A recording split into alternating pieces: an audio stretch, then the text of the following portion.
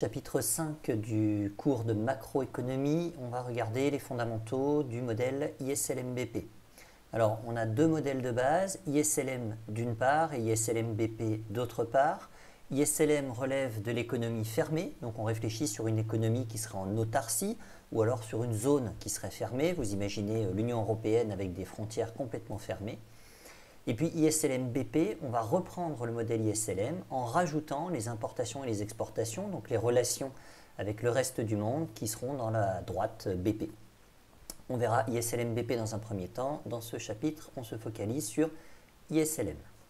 Le chapitre est composé de deux morceaux. Le premier, c'est l'utilisation du modèle. Le second, c'est la construction du modèle. La construction du modèle est chronologiquement présentée d'abord.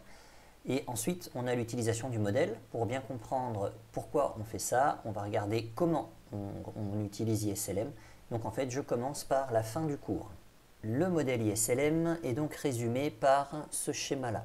Alors, tous les concepts que je vais utiliser sont des concepts que je redétaille soit dans le cours, soit que je reprendrai à partir des graphiques précédents, puisque je reviendrai donc sur les premières pages ensuite. Ici, qu'est-ce qu'on voit? On voit une courbe bleue et des droites rouges. Alors, les droites rouges sont en fait exclusives les unes des autres. Donc, intellectuellement, il faut que vous en gommiez 2 sur 3. Donc, première hypothèse, on va avoir la courbe bleue avec uniquement IS1. Vous imaginez qu'IS2 et IS3 n'existent pas.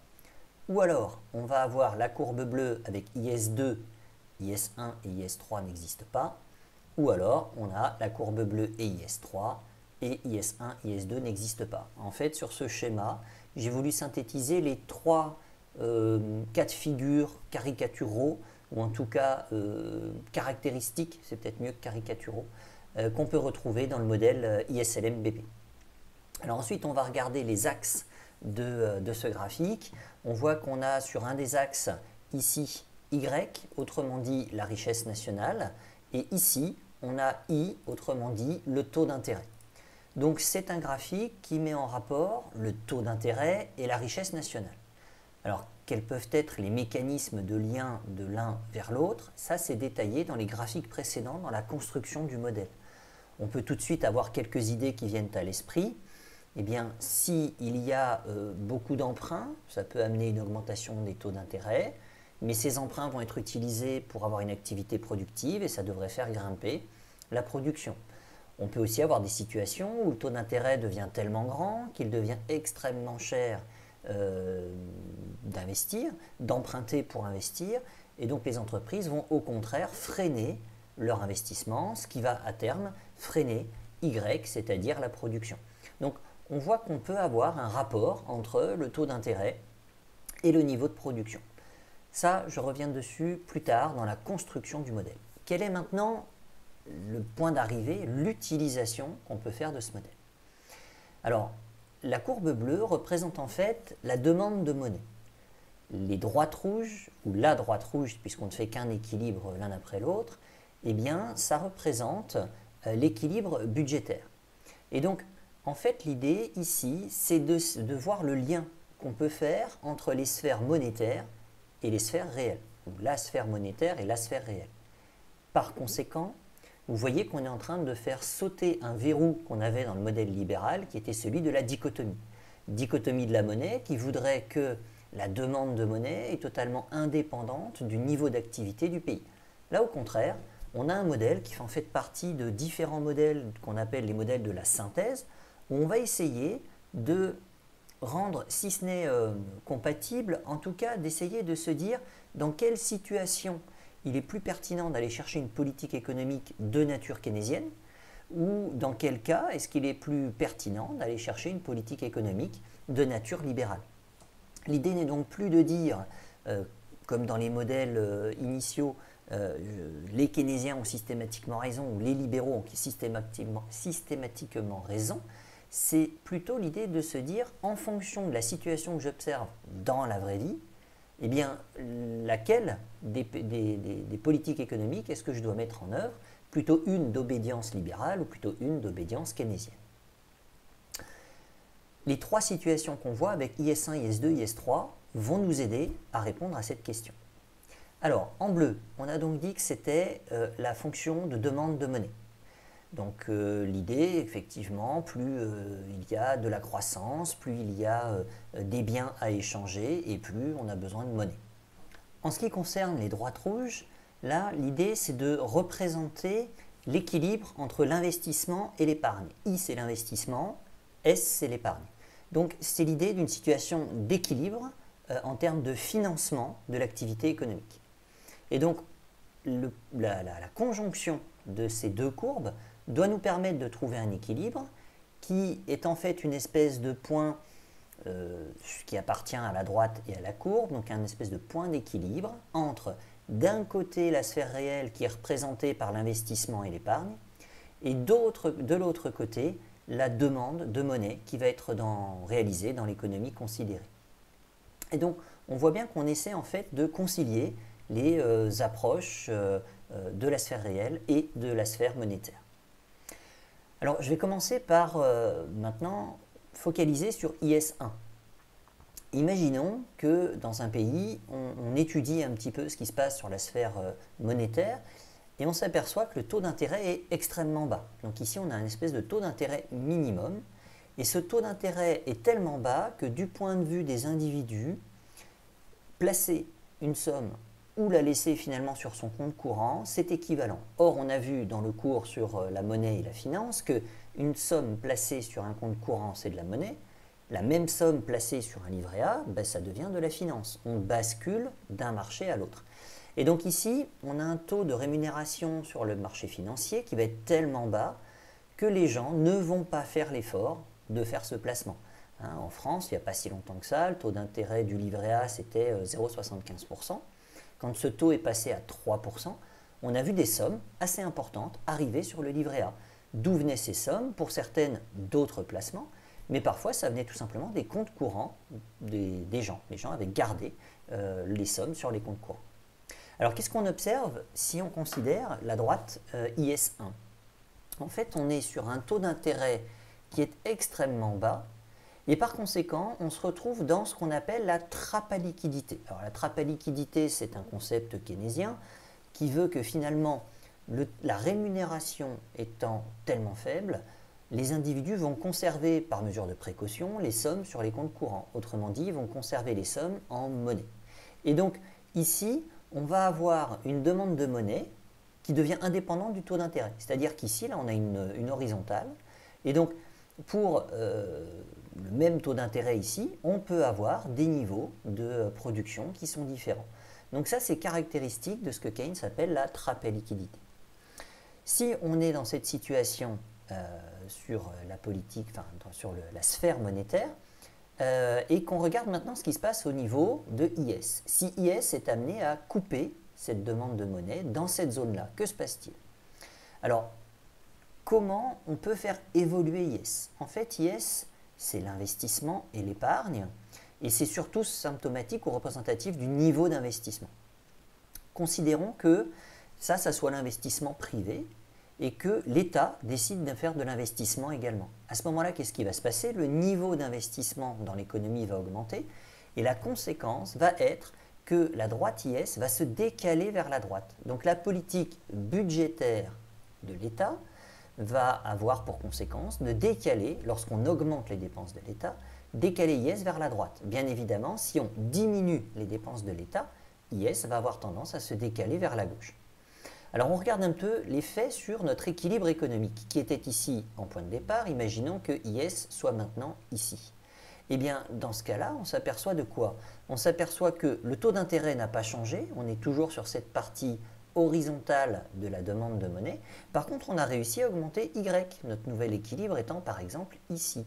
Donc on a pu augmenter la richesse du pays sans dégrader la situation sur le marché monétaire et sans impact sur le taux d'intérêt. Donc on voit ici que la dépense de l'État est pertinente. Elle permet d'enrichir le pays sans dégrader la situation monétaire. C'est donc une zone dans laquelle les politiques keynésiennes sont pertinentes, sont intéressantes. L'intervention de l'État n'a pas d'effet d'éviction, n'a pas d'effet qui va venir dégrader l'investissement des entreprises privées. Donc Si la réalité nous amène à une situation dans laquelle le pays se retrouve plutôt dans cette zone-là, on appliquera par exemple des politiques budgétaires et donc des politiques qui relèvent de l'approche keynésienne. Qu'en est-il maintenant des politiques d'obédience libérale? Donc les libéraux, eux, ne vont pas considérer que l'augmentation de la dépense de l'État, ce serait quelque chose d'intéressant. Ils ne vont pas considérer non plus, dans la philosophie des monétaristes, qu'il faut aller, excusez-moi l'expression, mais bidouiller la valeur de la monnaie pour essayer d'améliorer la situation. Alors ici, si on considère maintenant un impact sur la demande de monnaie. Alors, que se passe-t-il lorsqu'on fait évoluer, par exemple, l'offre de monnaie dans un pays? Eh bien, en fait, la courbe bleue, ici, va se décaler vers la droite. Autrement dit, la partie horizontale va, par exemple, s'allonger et la partie croissante va se retrouver quelque part par ici. Qu'est-ce que ça change, ici, sur notre économie? Si jamais on augmentait l'offre de monnaie, on aurait ici une horizontale un peu plus loin, on atteindrait des niveaux de revenus plus élevés. On voit bien que pour les équilibres qui sont ici, ça ne changerait absolument rien puisqu'on a une horizontale. Donc là, les politiques monétaires sont totalement inefficaces en fait, elles ne servent à rien.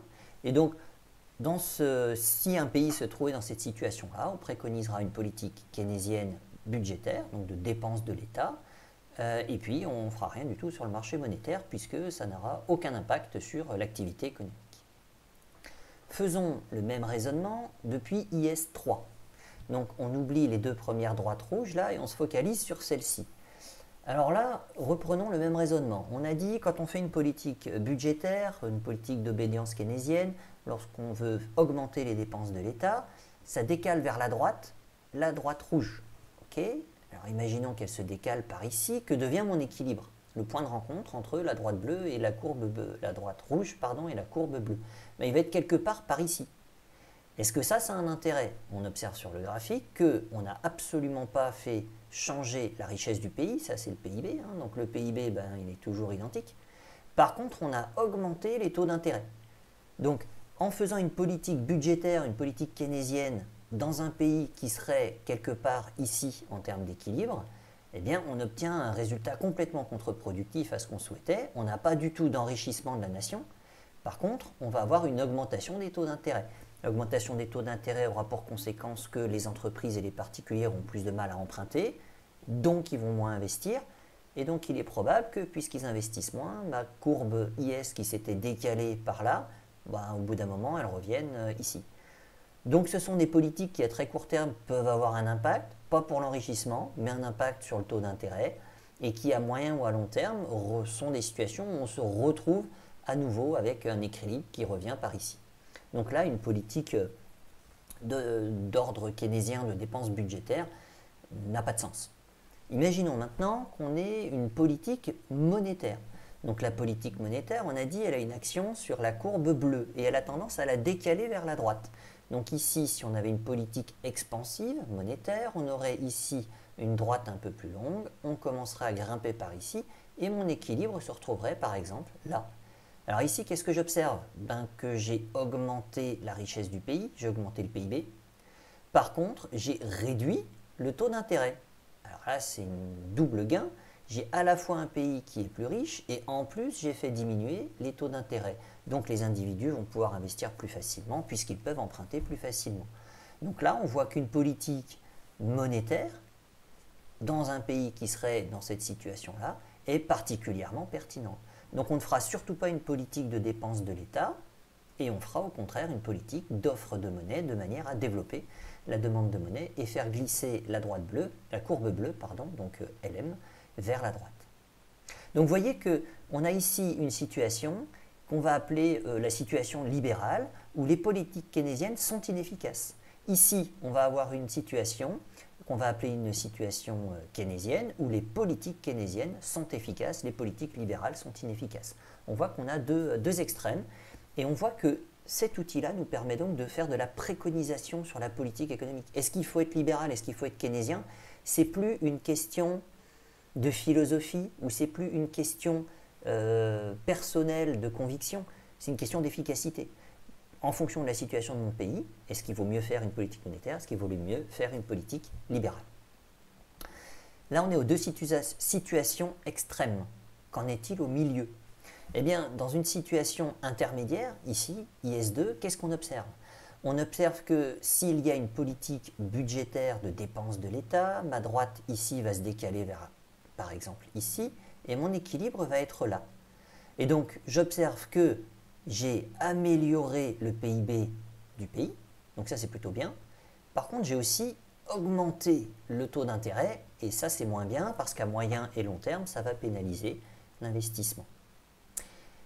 Donc on voit qu'on a trois situations. Une ici qui est dite keynésienne, on appelle aussi ça la trappe à liquidité. Ici, on a une zone qu'on va dire libérale, où on mettra en place des politiques d'ordre libéral. Et entre les deux, eh bien, les politiques keynésiennes ont un impact positif sur l'enrichissement, mais dégradent le taux d'intérêt, ce qui veut dire qu'à court terme, c'est formidable, mais par contre, à moyen et long terme, c'est moins formidable, puisque eh bien, l'augmentation du taux d'intérêt risque de ramener IS à sa situation initiale.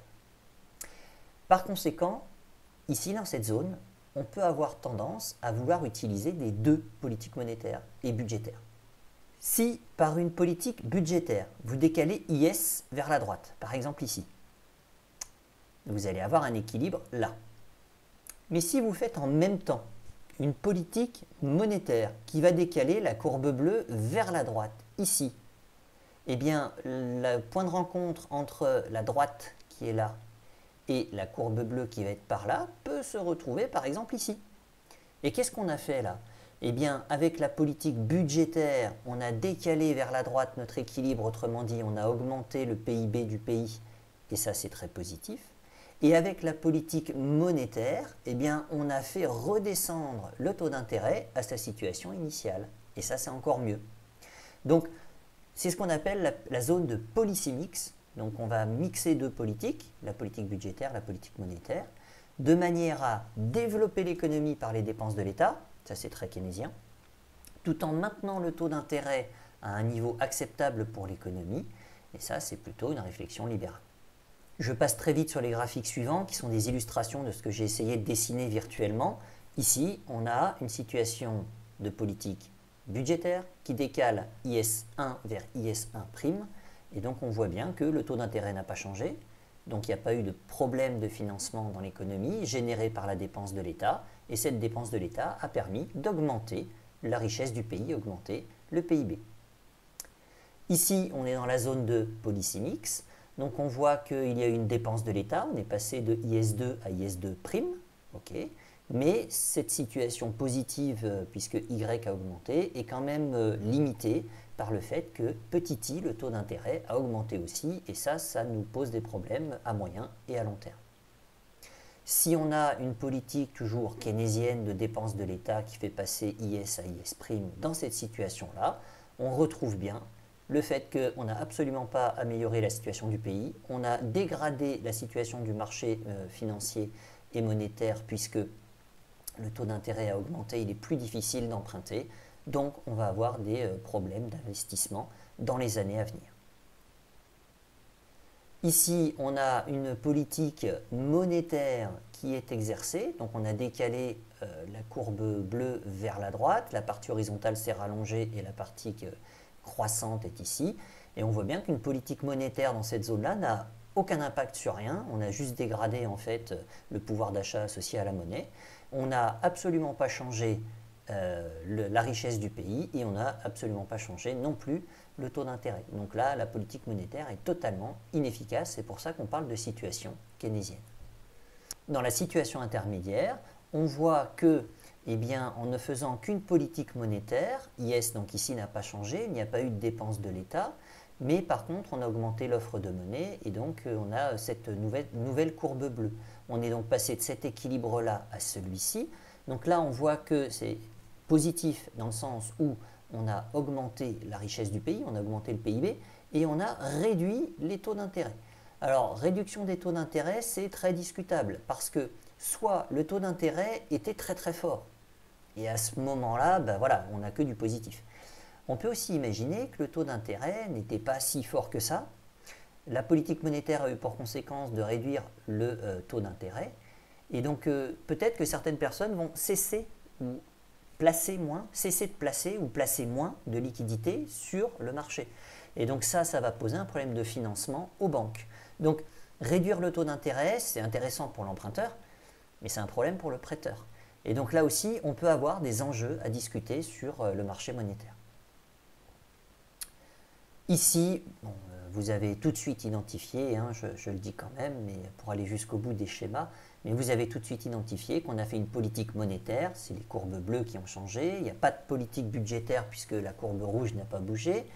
Et donc dans cette zone-là dite libérale, qu'est-ce qu'on observe? Eh bien qu'on a réussi à passer de cet équilibre-là à celui-ci, donc on a augmenté le PIB, et puis en plus on a réduit le taux d'intérêt. Donc là, c'est gagnant-gagnant, les deux postures sont intéressantes du point de vue de l'économie, sous réserve que le taux d'intérêt ne diminue pas à des zones très très faibles, mais cette zone-là étant plutôt dans des zones où les taux d'intérêt sont élevés, l'enjeu est moindre qu'ici. Ici, hein, les taux d'intérêt sont forcément plus bas que là. Donc là, on peut craindre des taux d'intérêt trop faibles qui vont limiter les placements qui vont être faits dans les banques. Hein, donc ensuite, les prêts des banques aux emprunteurs. Ici, bon, on avait des taux d'intérêt extrêmement élevés, ils sont réduits, donc ça c'est plutôt pertinent et positif, et on a enrichi l'économie, on a augmenté le PIB. Donc là, on est bien dans une politique libérale, efficace, pour améliorer la situation du pays. Alors maintenant que vous êtes incollable sur le fonctionnement global du modèle ISLM, on peut se questionner sur comment est-ce que IS et LM ont été dessinés, pourquoi est-ce qu'elles ont ces formes-là. Donc ici, on a la création de IS, donc les courbes rouges qu'on a vues tout à l'heure dans les différents schémas. Alors l'idée ici, c'est de mettre en relation, de rechercher une situation d'équilibre investissement-épargne. I égale S est un des grands équilibres macroéconomiques que vous avez vus dans le cours. Alors on va partir en fait de deux graphiques, les deux graphiques, celui-ci et celui-là, vont nous permettre de créer ce dernier graphique ici. Alors, on va commencer par celui-ci. Donc là, on a le taux d'intérêt et la quantité d'investissement.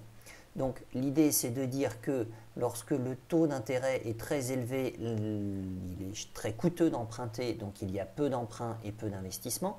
A l'inverse, quand le taux d'intérêt est très faible, eh bien, il est peu coûteux d'emprunter et donc il y a beaucoup d'emprunts et beaucoup d'investissements. On a donc une relation inverse entre l'intérêt et l'investissement. Cette relation n'est pas linéaire, je vous renvoie au cours sur le keynésianisme pour comprendre pourquoi elle a cette forme, mais ce n'est pas une droite, hein, c'est bien une courbe. Deuxième graphique keynésien qu'on va utiliser pour comprendre comment on fabrique IS, c'est celui-ci. Alors ici, qu'est-ce qu'on retrouve? On retrouve la demande nationale et puis la production nationale. Alors ici, l'idée c'est de se dire que quand la demande est égale à la production, ben, c'est qu'il n'y a pas d'épargne. Donc ça, c'est ce qui est représenté par cette droite noire. Alors je vous renvoie là aussi au cours sur le keynésianisme, sur la fonction de demande keynésienne. Et donc, vous l'avez reconnu ici, hein, mais l'idée c'est que la demande nationale, elle est composée d'une partie du revenu, CY, hein, donc c'est la propension marginale à consommer multipliée par le revenu du pays, plus les consommations incompressibles, plus les dépenses d'investissement. Donc tout ça constitue la demande nationale. Et comme il y a une épargne, bah, cette demande elle est un peu plus plate que l'équilibre, hein, où on a la production qui est égale à la consommation globale. Hein, ça serait ici sur le trait noir. Tout n'est pas consommé, il y a de l'épargne, par conséquent on a quelque chose qui a une pente qui est plus faible. Alors ce qu'on va faire, c'est qu'en fait on va partir d'un point, on va en déduire un point sur IS, on va faire un deuxième point, donc un premier point en bleu, le deuxième point en rouge, et puis ben, en fait il faudrait le faire pour une infinité de points, et puis une fois qu'on a fait pour une infinité de points, ben, ma foi, on obtient IS. Alors ce premier point qui est là, d'où est-ce qu'il vient? Donc imaginons qu'on ait un certain niveau d'investissement dans l'économie, et donc cet investissement, on va le retrouver ici avec ce niveau de taux d'intérêt associé. Bon, ça c'est le point de départ. Imaginons que dans cette économie, à ce moment-là, On va mesurer la consommation, la demande et la consommation, et imaginons donc qu'on obtienne cette droite bleue. Donc ici, c'est les consommations incompressibles, on ne part pas de zéro, parce que même quand la richesse est égale à zéro, si vous ne voulez pas mourir, il y a un minimum de consommation à avoir. Donc ici, les consommations incompressibles, et puis plus la richesse augmente, plus les individus consomment, donc CY augmente, et puis plus il y a éventuellement de l'investissement. Donc ça va venir aussi augmenter la demande, les investisseurs étant des demandeurs de biens de fabrication, des machines, des camions, etc. Donc on a ce point-là. Alors ce point-là, si maintenant je le projette sur ce graphe, et ce point-là, si je le projette, si je le projette sur ce graphe, eh bien on va avoir ces deux projections qui se coupent ici. Et donc ici je vais avoir le taux d'intérêt qui est associé, que je lis sur cet axe, qui est associé à cette situation de l'économie, qui vient là, on écrit à partir de cet axe.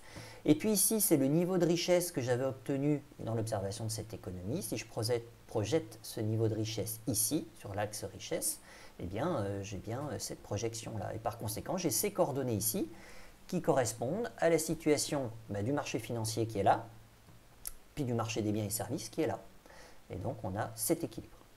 On fait exactement le même raisonnement en rouge pour un deuxième point. Imaginons maintenant que notre économie, lorsque le taux d'intérêt diminue, eh bien cela incite les entreprises à emprunter et puis à investir. Donc on va se retrouver avec ce niveau d'investissement et donc ce point-là. Ce point-là, je vais le projeter sur mon graphe IS, ici, par cette horizontale. Ici, imaginons que l'investissement augmente. Donc ici, vous avez reconnu une fonction affine. Donc par conséquent, comme on a une fonction affine et que CY n'a pas changé, eh bien la pente n'a pas changé. Donc c'est bien cette fonction qui va être décalée vers le haut. C'est C plus Y0 qui va augmenter. Donc ici, C0 n'a pas changé, mais I0, pas Y0, pardon. I0, on va considérer qu'il est plus petit que I1. Et donc ici, lorsqu'on augmente l'investissement, ça va décaler cette droite bleue vers, par exemple, la droite rouge. Donc, on a augmenté fait grimper vers le haut cette droite rouge, et donc mon nouvel équilibre, il est ici. Donc l'équilibre, en fait, il est à l'équilibre par définition. Donc lequel des points est un équilibre? Eh bien celui qui vient rencontrer la droite noire qu'on a tracée au départ, qui est la bisectrice à 45 degrés. Ensuite, ce point-là, je le reprojette ici sur ce graphe qui est ici. Et donc le point de rencontre entre ma projection verticale et horizontale me donne ce point-là. Et donc j'ai un deuxième point. Donc alors, pour tracer une droite, il suffit de 2 points. Mais en fait, il faudrait le faire pour la totalité des points qui sont présents sur les graphes. Et donc on obtiendrait chacun des points de la courbe de la droite IS. Donc IS, c'est bien une représentation à la fois de l'épargne, du marché financier si vous voulez, et de l'investissement au travers de ce graphique. Et ces deux notions sont synthétisées en une seule courbe au travers de ce schéma. Ce schéma nous dit quoi? Nous dit que IS est décroissant. Donc en fait, plus le revenu augmente et plus le taux d'intérêt associé diminue. Là, on peut aussi le faire dans l'autre sens. Plus le taux d'intérêt de l'économie diminue et plus la quantité de richesse qu'on va pouvoir produire augmente. Tout à l'heure, quand on a étudié ISLM, je vous ai dit qu'une politique budgétaire expansive, autrement dit des dépenses de l'État, décalait IS vers la droite. C'est ce qu'on va démontrer graphiquement ici. Partons d'une situation où on a tracé IS, donc ici c'est IS1, on a obtenu ce résultat-là, on a donc ici un certain niveau de taux d'intérêt et on va imaginer qu'il y a une dépense de l'État. On va faire une hypothèse forte, mais c'est que cette dépense de l'État est financée de telle manière qu'elle n'a pas d'impact sur le taux d'intérêt. Donc vous voyez que dans la construction d'IS, on a considéré différents niveaux de taux d'intérêt qu'on a projetés sur ce graphe-là. Ici, à la différence du graphique précédent, le taux d'intérêt ne bouge pas. On n'a qu'un seul taux d'intérêt.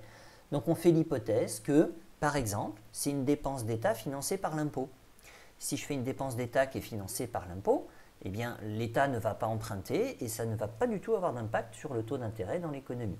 Donc voilà, on fait une hypothèse forte qui est discutable, qui est discutée dans le cours, mais en tout cas, pour le moment, on va faire cette hypothèse-là, dépense de l'État, sans effet d'éviction, sans conséquence sur le taux d'intérêt. Qu'est-ce qu'on observe? dépenses de l'État, ça veut dire qu'ici, ma fonction de demande nationale, elle a bougé. Tout à l'heure, j'avais C0 et j'avais I, autrement dit les consommations d'investissement, et puis c'est tout. Là, on rajoute les dépenses de l'État, G. Alors là, on a un premier niveau de dépenses de l'État, et puis on augmente ces dépenses de l'État. De la même manière que lorsqu'on augmente l'investissement, ça fait grimper vers le haut notre courbe sur notre schéma ici, eh bien les dépenses de l'État vont faire la même chose. On va avoir une courbe qui va se décaler vers le haut. Par conséquent, on va passer de cet équilibre-là à celui-ci. Si je projette ce point-là sur ce graphique ici, eh bien, on voit bien que ce point-là va se décaler et devenir celui-ci. Donc on a le point de rencontre entre cette projection horizontale et la projection unique, cette projection verticale et la projection unique horizontale qui est ici. Et on obtient ce point-là en lieu et place de celui-ci. Vous faites ça pour tous les niveaux de taux d'intérêt. Et en fait, on va bien avoir ces points de la droite IS1 qui vont se décaler horizontalement vers ici, ces nouveaux points. Et donc effectivement, quand l'État dépense, qu'il n'y a pas d'effet d'éviction, pas d'impact sur le marché monétaire et financier, cela va décaler vers la droite IS. A l'inverse, quand l'État cesse de dépenser ou réduit ses dépenses, cela va décaler vers la gauche, la droite IS. Je termine donc la vidéo par le schéma qu'on a étudié tout à l'heure. On a bien une demande de monnaie en bleu. On va avoir trois situations potentielles, l'une keynésienne, l'autre libérale et puis l'autre dite de policy mix. Et donc on a trois situations de politique économique qui peuvent être conseillées à partir de ce modèle. Si notre économie est plutôt dans cette zone-là, on conseillera une politique keynésienne qui aura un impact sur la droite rouge, et donc c'est une politique budgétaire qui va être efficace. Si on est dans une économie qui relève plutôt de cet équilibre-là, eh bien là, c'est la politique monétaire qui sera efficace pour relancer l'activité ou pour augmenter l'activité du pays. Si on se retrouve dans la situation de policy mix, eh bien il faut à la fois de la politique budgétaire pour décaler la droite rouge vers la droite et de la politique monétaire pour décaler la courbe bleue vers la droite, de manière à augmenter le PIB sans pour autant dégrader de manière trop importante la situation du marché monétaire avec des taux d'intérêt qui se mettraient à exploser.